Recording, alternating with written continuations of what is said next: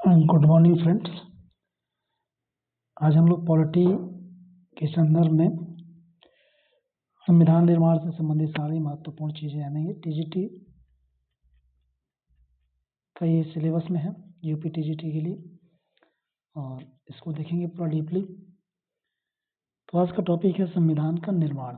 संविधान का निर्माण कैसे हुआ था, सारी प्रोसेस देखेंगे। चलिए शुरू करते हैं संविधान के निर्माण से संबंधित में। तो संविधान का निर्माण जो था उसके संबंध में बात करेंगे।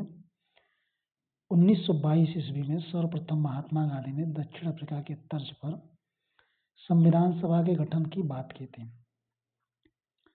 तो इसको जानेंगे अच्छी तरह से कैसे क्या हुआ था। और अभी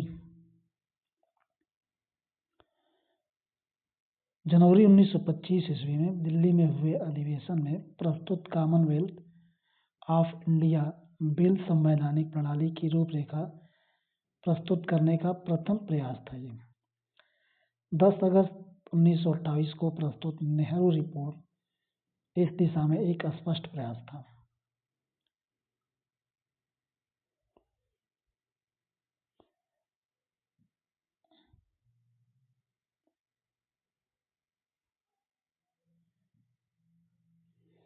उन्नीस में कांग्रेस की कार्यकारिणी समिति ने ब्रिटिश सरकार के श्वेत पत्र का विरोध करते हुए घोषणा किया कि वयस्क मताधिकार के आधार पर निर्वाचित संविधान सभा द्वारा संविधान तैयार किया जाए। यह पहला अवसर था जबकि संविधान सभा गठित करने में स्पष्ट मांग की गई थी। इस मांग को कांग्रेस ने चुनावी घोषणा पत्र में रखा और इसके बाद प्रत्येक अधिवेशन में इसकी मांग रखा गया।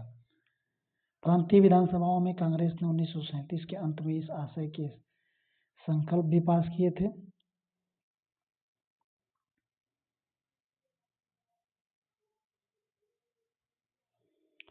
और 1940 में लिथुओ ने अगस्त प्रस्ताव के में संविधान सभा के गठन की पहली बात स्वीकार कर ली थी।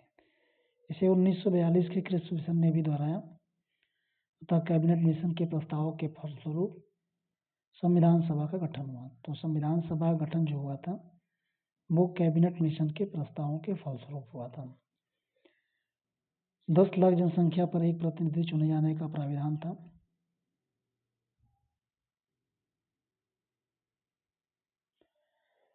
संविधान सभा की कुल प्रस्तावित सदस्य संख्या 389 थी, जिसमें 292 विभिन्न प्रांतों के, 93 देशी रियासतों से तथा 4 मुख्य कमिश्नरी वाले प्रांतों से आने वाले थे। कैबिनेट मिशन के अनुसार जुलाई 1946 में संविधान सभा के सदस्यों का चुनाव हुआ।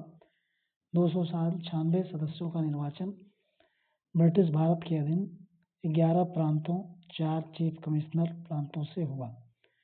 चुनाव के उपरांत जो है दल की जो स्थिति थी, क्या कौन कितना जीता है।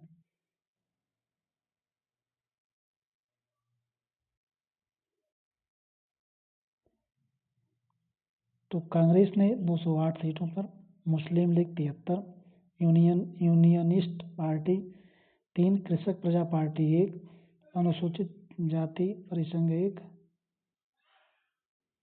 सिख गैर कांग्रेसी 1, कम्युनिस्ट 1 और स्वतंत्र जो थे ये 8 हैं।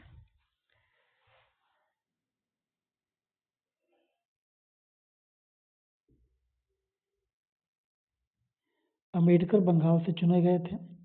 प्रांतों में स्थानों का आरक्षण मुस्लिम, सिख और सामान्य संप्रदायों में जनसंख्या के अनुपात में हुआ था। 9 जून 1946 को माउंटबेटन योजना के अंतर्गत पाकिस्तान के लिए पृथक संविधान की गठित की गई। तो आज़ादी के बाद जब संविधान पुनः समवेत हुई तो सभा की संख्या 999 रह गई। 26 नवंबर 1949 को 284 सदस्य इस सभा की बैठक में उपस्थित हुए और इसकी पहली बैठक 9 दिसंबर 1949 को प्रारंभ हुई थी।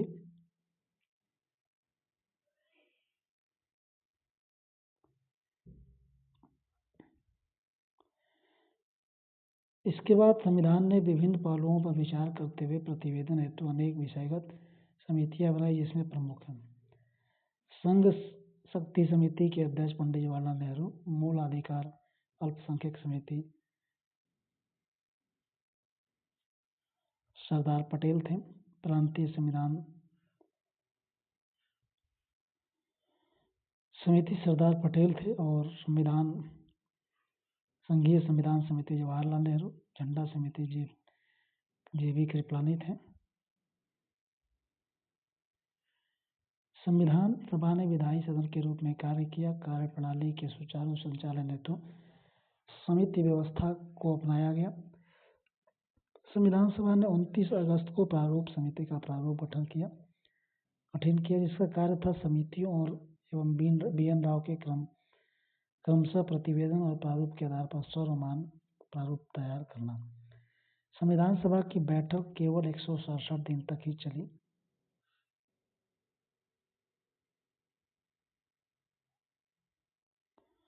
अंतरिम जो मंत्रिमंडल बना था, जवाहरलाल नेहरू जो थे कार्यकारी परिषद के उपाध्यक्ष विदेशी मामलों में, सरदार पटेल गृह मंत्री और प्रसारण, बलदेव सिंह रक्षा, जान मथाई उद्योग आपूर्ति, C राजगोपालाचारी शिक्षा, CH भाभा कार्य खान बंदरगाह, राजेंद्र प्रसाद खाद्य और कृषि,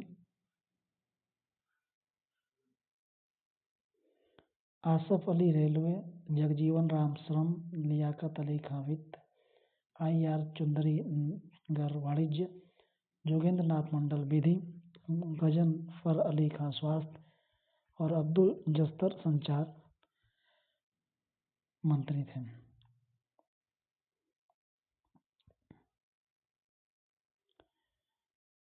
BN राव ने विश्व के तमाम संविधानों का अध्ययन कर एक प्रारूप तैयार किया। वे सभा के संवैधानिक सलाहकार थे। प्रांतों के 296 सदस्यों में से 213 सामान्य, 79 मुसलमान और 4 सिख प्रतिनिधि थे। संविधान सभा की अंतिम बैठक 14 नवंबर 1949 को प्रारंभ होकर 26 नवंबर 1949 तक संविधान के पारित होने तक चले थे। 14 नवंबर से 26 नवंबर तक अंतिम बैठक। 26 नवंबर 1950 को इस संविधान को लागू कर दिया गया और इसके निर्माण में 2 वर्ष 11 माह और 18 दिन लगभग 64 लाख रुपए इसमें लगे हुए थे। डॉक्टर अंबेडकर को भारतीय संविधान का जनक माना जाता है।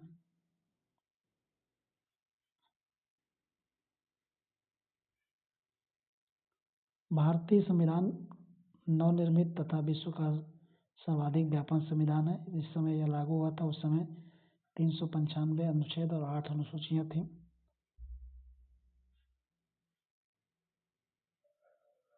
वर्तमान में भारतीय संविधान में 395 अनुच्छेद और 22 अनुसूचियां तथा 22 भाग और अनुसूचियों की संख्या 12 है।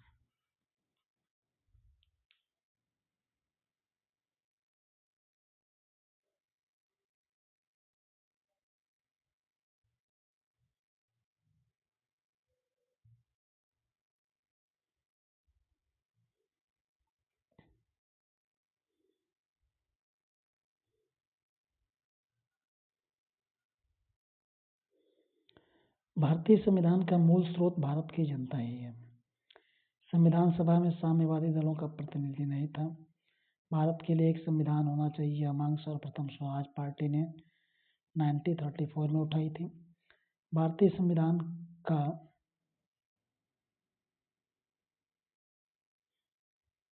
को जो है सर आइवर जेनिंग्स ने विश्व का सबसे बड़ा संविधान कहा। भारतीय संविधान को सर आइवर जेनिंग्स ने वकीलों का स्वर्ग कहा, क्योंकि यह भ्रम और विवाद को जन्म देता है।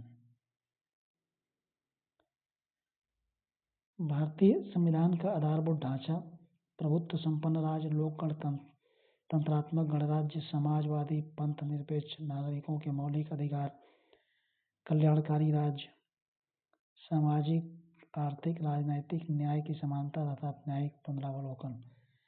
प्रोफेसर वेयर के मतानुसार भारतीय संविधान एक अर्धसंघीय संविधान है।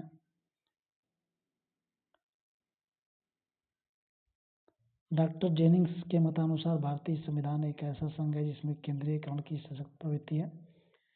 राष्ट्रीय झंडा को भारतीय संविधान द्वारा 22 जुलाई 1947 को स्वीकृति प्रदान किया गया तथा 14 अगस्त 1943 की मध्य रात्रि को राष्ट्र को समर्पित किया गया। राष्ट्रीय झंडे को किसी व्यक्ति या किसी वस्तु के समक्ष झुकना नहीं चाहिए। राष्ट्रीय झंडे को किसी दूसरे झंडे के नीचे नहीं रखना चाहिए और न ही उसके दाईं ओर रखना चाहिए। राष्ट्रीय झंडे के साथ यदि और झंडे को रखना है तो ऐसी स्थिति में अन्य झंडे को बाईं ओर रखना पड़ेगा। राष्ट्रीय झंडे को यदि किसी जुलूस आदि में ले जाया जा रहा है तो उसे उठाने वाले को दाएं कंधे पर रखकर सबसे आगे चलना चाहिए। भारत का राष्ट्रीय गान जन गण मन है। भारत के राष्ट्रीय गान रविन्द्रनाथ टैगोर ने लिखा था और राष्ट्रीय गान प्रथम बार 27 दिसंबर 1911 को कांग्रेस के कलकत्ता अधिवेशन में गाया गया था। राष्ट्रीय गान को संविधान सभा द्वारा 24 जनवरी 1950 को स्वीकार किया गया। मूल राष्ट्रीय गान में 5 छंद हैं जिसे गाने में 52 सेकंड लगते हैं।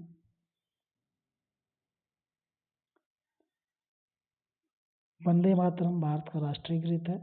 राष्ट्रीय गीत बंकिम चंद्र चटर्जी ने अपने उपन्यास आनंद मठ में लिखा है। राष्ट्रीय गीत को भी राष्ट्रीय गान की तरह ही सम्मान प्राप्त है। राष्ट्रगीत 1986 ईस्वी में भारतीय राष्ट्रीय कांग्रेस के अधिवेशन में पहली बार गाया गया और राष्ट्रीय पंचांग जो है ग्रेगोरियन कैलेंडर के साथ संगत है। चैत्र इसका पहला महीना 365 दिन 22 मार्च 1957 को अपनाया गया। राष्ट्रीय पशु बाघ पैंथर टाइग्रिस लिनेवस। राष्ट्रीय पक्षी मयूर पावो क्रिस्टेसस लिनेयस। और राष्ट्रीय नदी गंगा नदी है। राष्ट्रीय जलजीव डॉल्फिन है।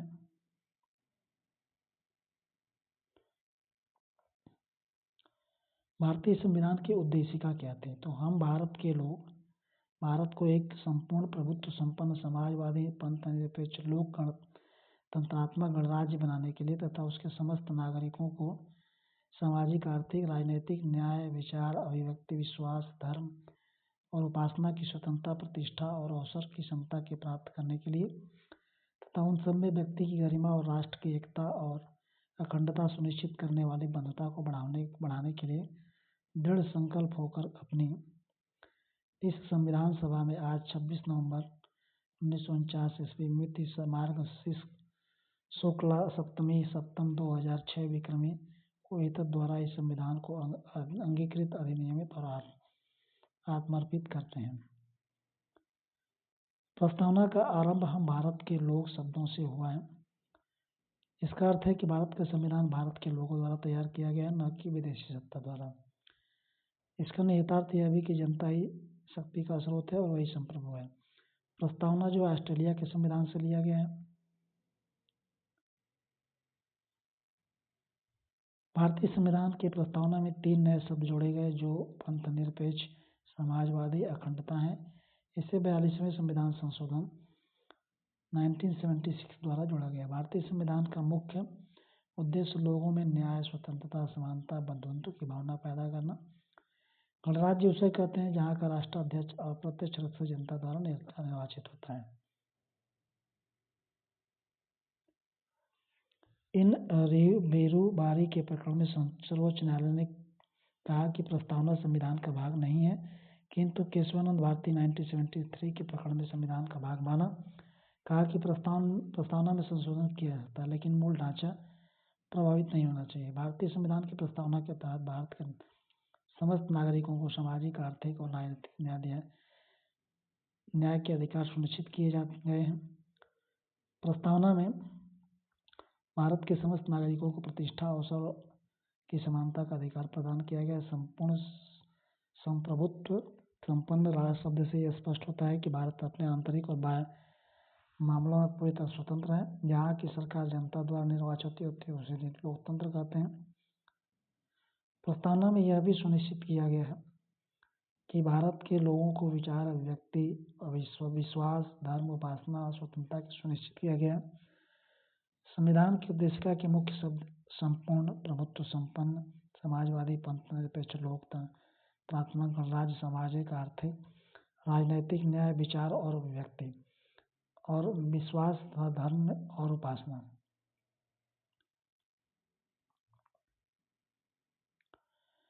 भारतीय संविधान के भाग। तो भारतीय संविधान के भाग के अंतर्गत भाग 1 में संघ और उसका राज्य क्षेत्र है। भाग 2 में नागरिकता है। भाग 3 में जो है मौलिक अधिकार। भाग 4 में राज्य के नीति निर्देशक तत्व। भाग 4 का में मौलिक कर्तव्य है।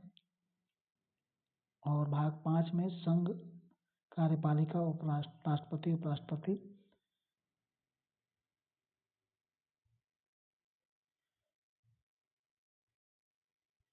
संसद, राष्ट्रपति की विधायी अधिकार, संघ न्यायपालिका, अधीनस्थ न्यायालय। भाग 6 में जो है राज्य है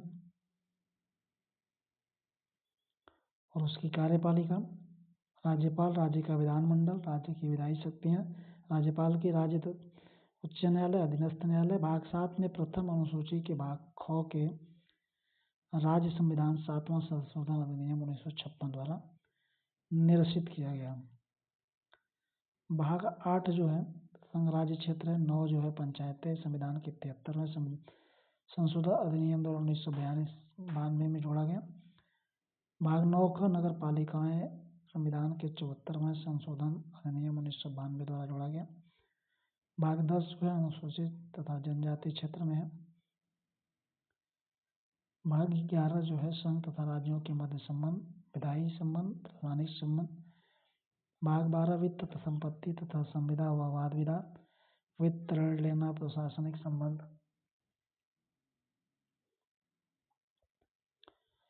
भाग 13 जो है भारत के राज्य के क्षेत्र के विस्तार, भीतर व्यापार, वाणिज्य तथा समागमन। भाग 14 जो है संघ तथा राज्यों के अधीन सेवाएं, लोक सेवाएं और लोक सेवाएं। भाग 15 में निर्वाचन है। भाग 16 में जो है कुछ वर्गों के संबंध में विशेष संबंध है। भाग 17 में राजभाषा है, संघ एवं प्रादेशिक भाषाएं। भाग 18 में आपात उत्पन्न है और 19 में प्रकरण है। भाग 20 में जो है संविधान संशोधन है और भाग 21 में अस्थायी संक्रमणकालीन विशेष उपबंध, संक्षिप्त नाम, प्रारंभ, हिंदी में प्राधिकृत पाठ और निरसन। भाग 22 में है विभिन्न अनुसूचियां और उनमें वर्णित विषय। तो पहली अनुसूची में जो है संघ और राज्य और संघ शासित क्षेत्र जो है। दूसरी में विभिन्न पदाधिकारियों के वेतन भत्ते हैं। तीसरी में जो है शपथों का प्रारूप है। चौथी में जो है विभिन्न राज्यों को राज्यसभा में प्राप्त प्रतिनिधित्व। और पांचवा अनुसूचित क्षेत्रों, अनुसूचित जनजातियों के प्रशासन संबंधी उपबंध है।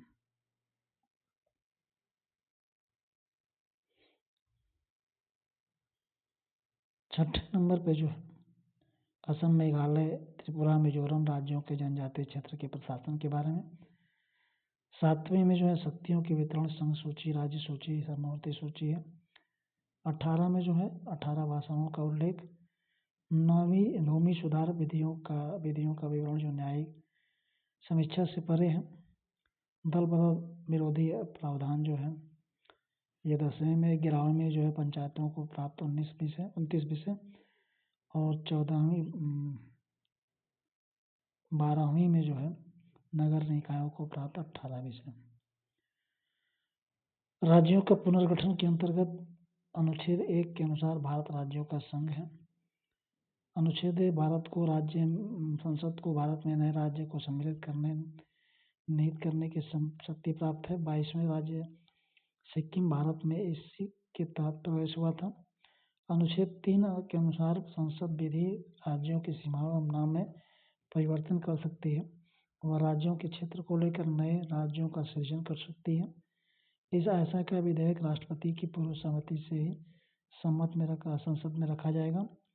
राष्ट्रपति राज्य के विधानमंडल से स्वयं द्वारा निर्धारित अवधि के भीतर राय लेगा, परंतु राष्ट्रपति इस राय से बाध्य नहीं है। अनुच्छेद 4 के अनुसार इस आशय के परिवर्तन को संविधान संशोधन नहीं माना जाएगा। ब्रिटिश भारत में 9 प्रांत हैं। भारतीय राज्य क्षेत्र में 262 रियासतें थीं। जूनागढ़, हैदराबाद एवं कश्मीर को छोड़कर सभी भारतीय राज्य का अंग बन गए।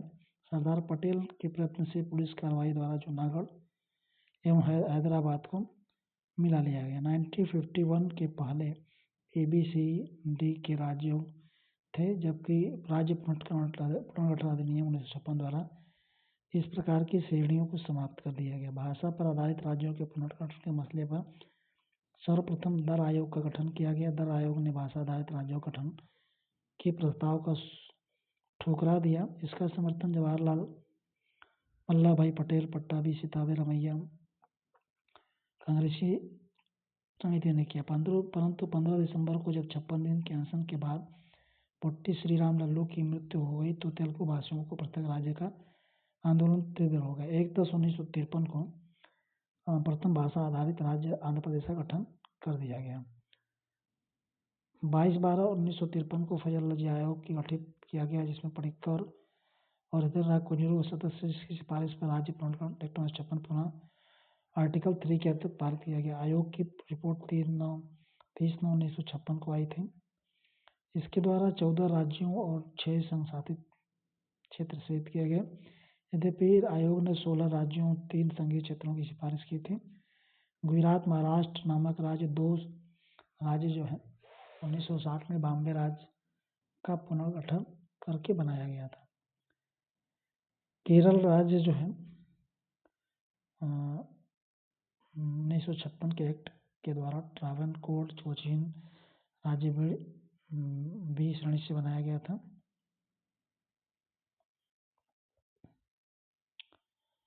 1970 में हिमाचल और बिलासपुर क्षेत्र मिलाकर हिमाचल प्रदेश नामक राज्य बनाया गया था।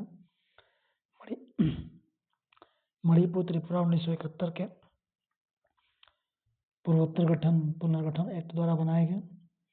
मेघालय पहले असम के अधीन 22वें संशोधन द्वारा सह राज्य बना। 1969 बाद में 1971 के पुनर्गठन द्वारा 21वां राज्य बना। सिक्किम पहले भारत का संरक्षित राज्य था, जिसे 35वें संविधान संशोधन 1974 द्वारा सह राज्य बनाया गया। बाद में 36वें संशोधन द्वारा भारत का 22वां राज्य बनाया गया 1975 में। 18 दिसंबर 1961 को पुर्तगालियों से मुक्त गोवा जो 12वें संविधान संशोधन द्वारा भारत में संघीय क्षेत्र में शामिल कर लिया गया। 1987 में भारत का 25वां राज्य बना। 1986 में अरुणाचल प्रदेश, मिजोरम 24वें और 23वें राज्य में बने थे। नवंबर 2000 में छत्तीसगढ़, उत्तरांचल, झारखंड क्रमशः 26वें, 27वें, 28वें राज्य के रूप में, इन्हें मध्य प्रदेश, उत्तर प्रदेश और बिहार से काटकर बनाया गया था। 1973 में मैसूर को कर्नाटक नाम दिया गया और नवंबर 1954 में फ्रांस ने माही, कारिकल, चंद्रनगर और पांडिचेरी अपना दावा छोड़ दिया। 1956 में पांडिचेरी संघ क्षेत्र बना। नागरिकता पढ़ लेंगे। भारतीय संविधान के भाग 2 अनुच्छेद 5 से लेकर 11 तक नागरिकता संबंधी उपबंध है। संविधान ने 1950 के पहले की स्थितियों के लिए नागरिकता के प्रावधान किए थे। बाद की स्थिति के लिए इस संबंध में आर्टिकल 11 संसद को कानून बनाने के लिए अधिकृत था, अर्थात संसद नागरिकता प्राप्ति के जन्म, वंशानुगत पंजीकरण, देशीकरण, विवाह द्वारा त्याग के स्वेच्छा प्रदर्शन, विवाह द्वारा उपबंध करने में सक्षम है। संसद ने सर्वप्रथम 1955 में नागरिकता अधिनियम पास किया। पाकिस्तान, बांग्लादेश से आप्रवासन की समस्या देखते हुए 1986 में संशोधन अधिनियम द्वारा पंजीकरण और देशीकरण द्वारा नागरिकता के प्रावधान कड़े कर दिए गए। देशीकरण के लिए भारत में आवास की अवधि 5 वर्ष से बढ़ाकर 10 वर्ष कर दी गई। पंजीकरण के लिए 6 मास के स्थान पर 5 वर्ष भारत में लगा कर रहने का प्रावधान किया गया। 1950 के बाद भारत में जन्म लेने के साथ साथ उसके माता पिता के भारत के नागरिक होने की शर्त रखी गई। बाद में संशोधन एक्ट 1992 द्वारा यह प्रावधान किया गया कि भारत से बाहर जन्म लेने वाला बच्चा भारत का नागरिक होगा यदि उसकी माता भारत की नागरिक हो। पहले केवल पिता भारत का नागरिक होने की शर्त रखी गई थी।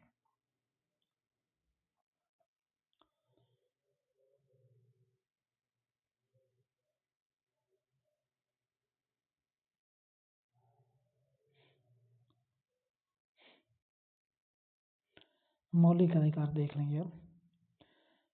इम्पोर्टेंट, फ्रांस की राज्य क्रांति ने विश्व को स्वतंत्रता, समानता और भ्रातृत्व का संदेश देकर 1789 में पारित नवीन संविधान में मानवीय अधिकारों की घोषणा को शामिल करके नागरिक अधिकारों को संवैधानिक रूप प्रदान किया। संयुक्त राज्य अमेरिका ने 1791 में संविधान के प्रथम 10 संशोधनों द्वारा व्यक्तियों के अधिकारों को संवैधानिक दर्जा प्रदान किया।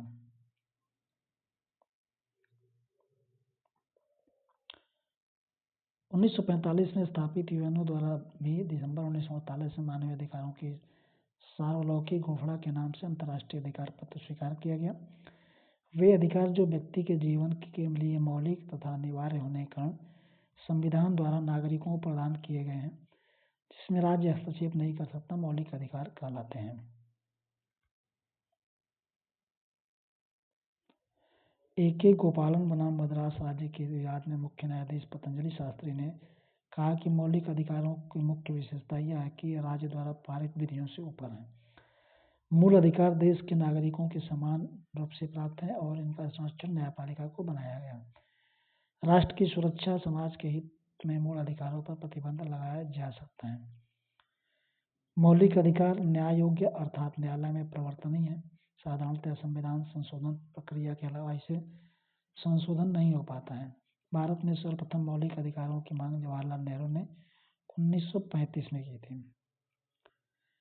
1915 में श्रीमती एनी बेसेंट द्वारा होम रूल विधेयक तथा 1927 में भारतीय राष्ट्रीय कांग्रेस के मद्रास अधिवेशन में एक संकल्प द्वारा मूल अधिकारों की चर्चा की गई। 1931 में कराची अधिवेशन में कहा गया कि स्वाधीन भारत के किसी भी संविधान को मौलिक अधिकारों की गारंटी होनी चाहिए, जिसे 1946 में कैबिनेट मिशन द्वारा स्वीकार कर लिया गया।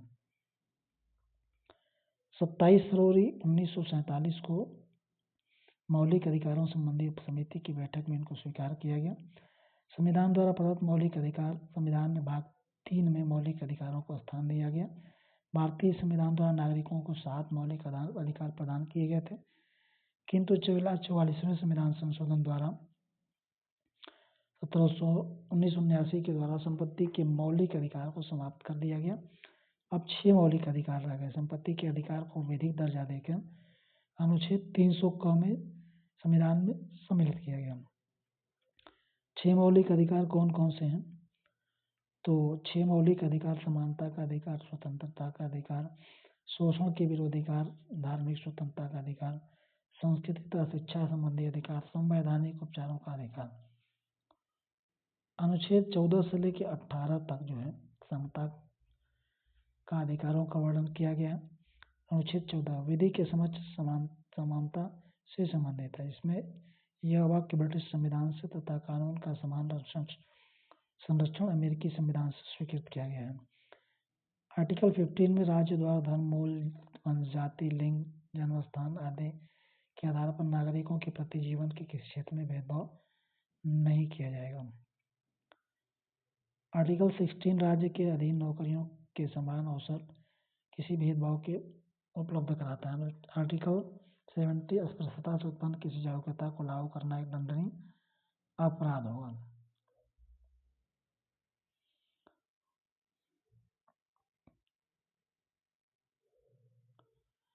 आर्टिकल 18 में यह कहा गया है कि सेना तथा अथवा विद्या संबंधी उपाधियों के अलावा राज्य अन्य कोई उपाधियां प्रदान नहीं करेगा। आर्टिकल 19 से 22 तक स्वतंत्रता संबंधी अधिकारों का वर्णन है। आर्टिकल 19 द्वारा नागरिकों को 7 स्वतंत्रताएं प्रदान की गई हैं। इसमें से छठी 19F और को 44वें संविधान संशोधन द्वारा संपत्ति की स्वतंत्रता को समाप्त कर दिया गया।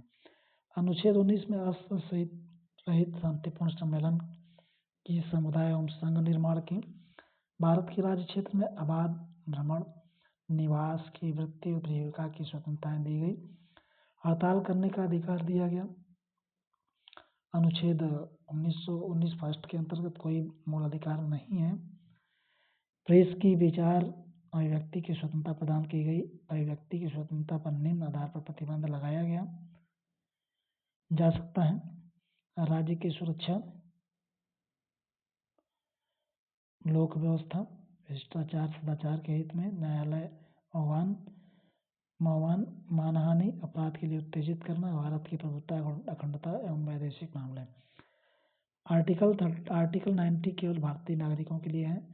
आर्टिकल 20 में कहा गया कि किसी व्यक्ति को उस समय तक अपराधी नहीं ठहराया जाता जब तक उसने अपराध के समय में लागू किसी कानून का उल्लंघन नहीं किया हो। आर्टिकल 21 के अंतर्गत किसी व्यक्ति को उसके प्राण तथा दैहिक स्वतंत्रता को विधि द्वारा प्रक्रिया को छोड़कर वंचित नहीं किया जा सकता।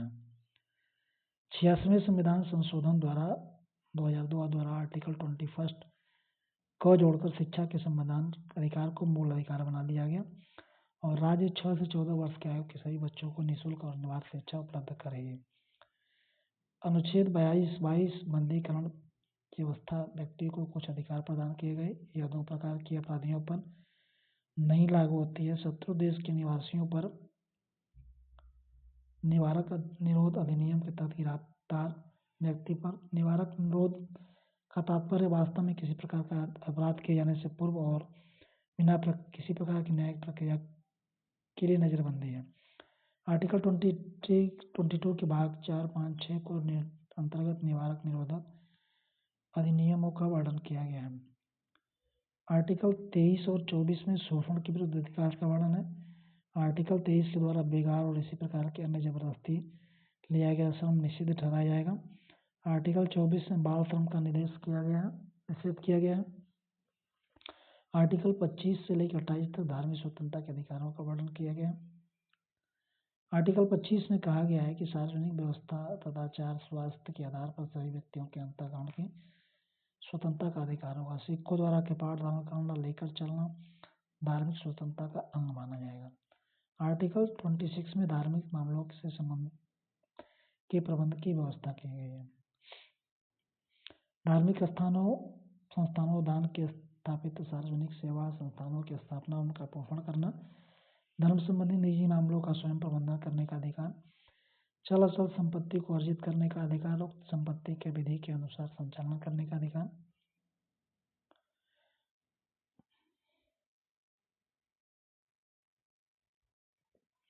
आर्टिकल 21 में यह व्यवस्था करता है कि राजकीय निधि से संचालित किसी भी शिक्षण संस्थान में किसी प्रकार की धार्मिक शिक्षा नहीं प्रदान की जाएगी। राज्य सार्वजनिक व्यवस्था, नैतिकता, स्वास्थ्य इत्यादि के हित में इसके प्रयोग पर प्रतिबंध लगा सकता है। हमारे संविधान द्वारा भारत के सभी नागरिकों को संस्कृति एवं शिक्षा संबंधी स्वतंत्रता का अधिकार प्रदान किया है। आर्टिकल 21 के तहत नागरिकों के प्रत्येक वर्ग को अपनी भाषा, लिपि एवं संस्कृति सुरक्षित करने का पूर्ण अधिकार है। आर्टिकल 30 के अनुसार धर्म, भाषा पर आधारित सभी अल्पसंख्यक वर्गों को अपनी रुचि की शैक्षणिक संस्थाओं की स्थापना तथा उनके प्रशासन का अधिकार होगा। आर्टिकल 32 में मूल अधिकारों के संरक्षण के लिए संवैधानिक उपचारों का प्रावधान किया गया। उच्चतम न्यायालय तथा उच्च न्यायालय को मूल अधिकारों के प्रवर्तित करने के लिए समुचित आदेश रीड, जिसके अंतर्गत बंदी, प्रत्यक्षण, परमादेश, प्रतिषेध, अधिकार परीक्षा और प्रेषण समान प्रकार की रीट सम्मिलित है, जारी करने की शक्ति प्राप्त है। बंदी प्रत्यक्षण व्यक्तिगत स्वतंत्रता के लिए सबसे महत्वपूर्ण लेख है। इसके द्वारा न्यायालय बंदीकरण करने के लिए अधिकारियों को आदेश देता है कि वह बंदी बनाए व्यक्ति को निश्चित समय और स्थान पर उपस्थित करे, जिससे न्यायालय बंदी बनाए गए कारणों की जांच कर सके। परमादेश रिट उस समय जारी किया जाता है जब कोई पदाधिकारी अपने सार्वजनिक कर्तव्य का निर्वहन नहीं करता है। इस प्रकार के आज्ञा पत्र के आधार पर पदाधिकारी को उसके कर्तव्य का पालन करने का आदेश जारी किया जाता है। और प्रतिषेध जो है नामक आज्ञा पत्र सर्वोच्च तथा उच्च न्यायालय द्वारा निम्न न्यायालयों तथा अर्ध न्यायिक न्यायाधिकरणों को जारी करते हुए आदेश किया जाता है। इस मामले में अपने यहाँ कार्रवाई स्थगित करते क्योंकि यह मामला उसके अधिकार क्षेत्र के बाहर है। उत्प्रेषण आज्ञा पत्र अधिकांशतः किसी विवाद को निम्न न्यायालय से उच्च न्यायालय में भेजने के लिए जारी किया जाता है, जिससे वह अपने शक्ति अधिकारों को दुरुपयोग न करे। इस आज्ञा पत्र के द्वारा आधार पर न्यायालय निम्न न्यायाधीशों के विवादों के बारे में सूचना मांग सकती है। अधिकार परीक्षा जब कोई व्यक्ति ऐसे पदाधिकार के रूप में कार्य करने लगता है जिस रूप में कार्य करने का उसे वैधानिक अधिकार नहीं है, तो न्यायालय अधिकार परीक्षा के आदेश के आधार पर उस व्यक्ति से पूछता है कि वह किसी आधार पर इस पद पर कार्य कर रहा है।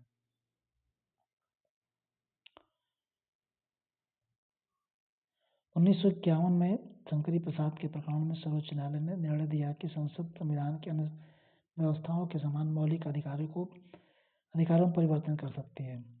और 1967 में गोलकनाथ बनाम पंजाब राज्य ने सर्वोच्च न्यायालय ने कि एक संसद मौलिक अधिकारों में परिवर्तन नहीं कर सकती है।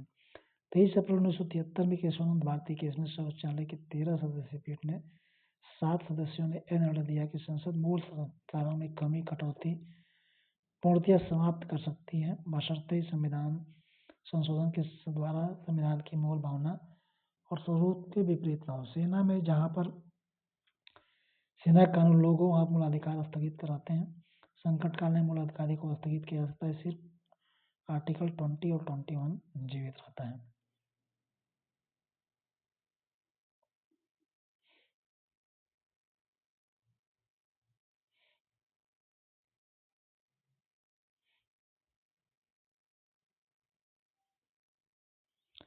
अब आगे देखेंगे भारत में 3 निहित अन्य मूलाधिकार। विदेश यात्रा का अधिकार अनुच्छेद 21 में, और प्राइवेसी का अधिकार आर्टिकल 21 में, और शीघ्र निचारण और निःशुल्क विधि सहायता शिला बनाम भारत संघ, सुरक्षित पर्यावरण CNG मामला,